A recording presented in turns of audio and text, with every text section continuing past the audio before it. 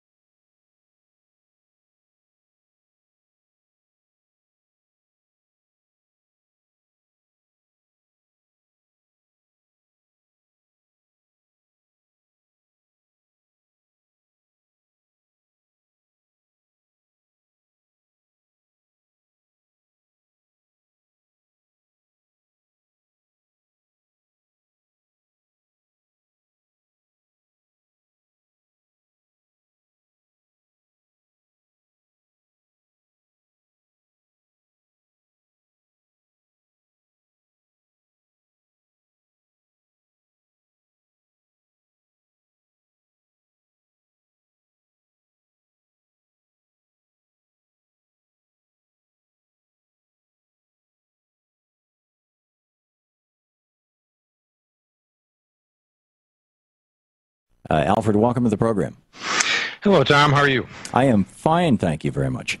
Let me play just this short piece of this clip from 60 Minutes, and I'd love to hear your response to it, if that's all right with you. I'd be surprised if you didn't. Okay, here it is. Alfred Adask told us he's never advocated violence, yet listen to what he said on his internet radio show. We do not have the right to keep and bear arms so we can go duck hunting. We have the right to keep and bear arms in order to shoot our own politicians. We have the right. You said we have the right to keep and bear arms in order to shoot our own politicians. We have the right to keep and bear arms. Actually, Jacob, you can stop the clip at that point. It's because 60 Minutes just kind of drags it out and pounds it on the head. Tell me about it. Yeah. I wanted to talk to you about that. First of all, I am hoping that you've read the debates in the Constitutional Convention in the notes of James Madison and in the Federalist Papers about why and how the Second Amendment came about, and that it was based on the Constitution of Pennsylvania, and that the Constitution of Pennsylvania, Article 13, I'm reading it right here, said that the people shall have the right to bear arms for the defense of themselves and the state, and as standing armies in time of peace are dangerous to liberty, they ought not to be kept up, and that the military should be kept under strict subordination to and governed by the civil power.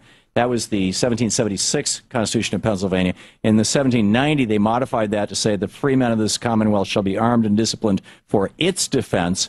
Those who conscientiously scruple to bear arms, in other words, those who are conscientious objectors, shall not be compelled to do so, but shall pay an equivalent for personal service. So basically, this was a draft, and they were saying no army during times of peace, which was Jefferson's position. But nowhere in any of those documents, and I've read Madison's notes, and I've read the Federalist Papers at least 2 or 3 times, nowhere in any of them does it say that people should have weapons in order to take on politicians. If we're going to have weapons, if we're guaranteed to have weapons, and at the same time there should be a prohibition on a standing army during times of peace, I agree. Who would have that standing army during a time of peace? And the answer would be the government. And it at least implies that the purpose of the Second Amendment is to defend us against that government and potentially its standing army. That's not what it says. It's the opposite of that. That the purpose of making sure that people have the right to be armed is so that they can defend the government, because the government is us. It's we the people. I could do a historical analysis, and I could say that there was a time when black people in this country were held as slaves because they were deemed to be, or because it's a grammatical inconsistency, but because they're deemed to be animals. And 60 Minutes could come back and say, well, Alfred Addis said that black people are animals. Well, yeah, technically, but that's not what I said. That was not the whole statement. But just a minute ago, you just basically reaffirmed that you believe that the reason that people should have weapons in the United States is to take on our government.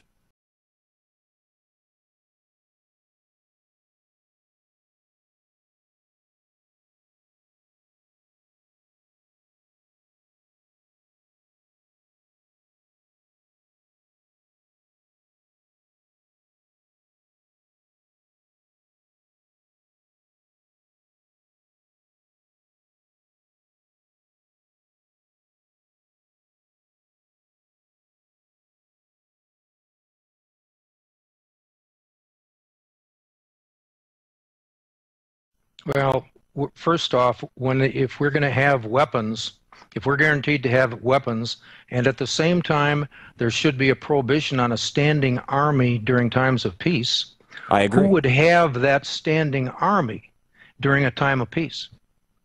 And the answer would be the government. And it at least implies that the purpose of the Second Amendment is to defend us against that government and potentially its standing army. That's not what it says. It's the opposite of that. That the purpose of making sure that people have the right to be armed is so that they can defend the government, because the government is us. It's we the people. That was the whole idea of the founding of this country.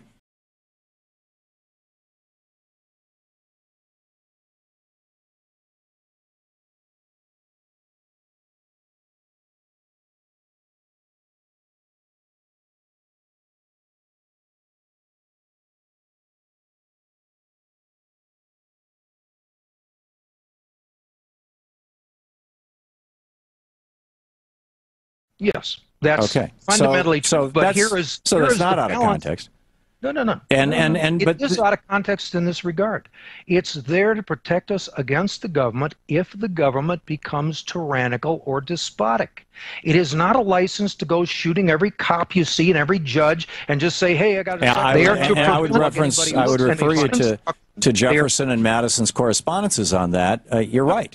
You're right, but what does that have to do with a modern-day movement of people who say, you know, this isn't our country? My point, I am on this program because I've been taken out of context. They quoted me as saying something that is historically correct, and they've said, oh my God, he's lighting a fuse. I'm not doing anything. I'm telling people this was the fundamental purpose of the Second Amendment as envisioned by the founders. It is to prevent misconstruction and abuse of the powers of the Constitution. There's only one group of people who can misconstrue and abuse the powers of the Constitution of the United States, and that's the officers and officials and employees of the government of the United States.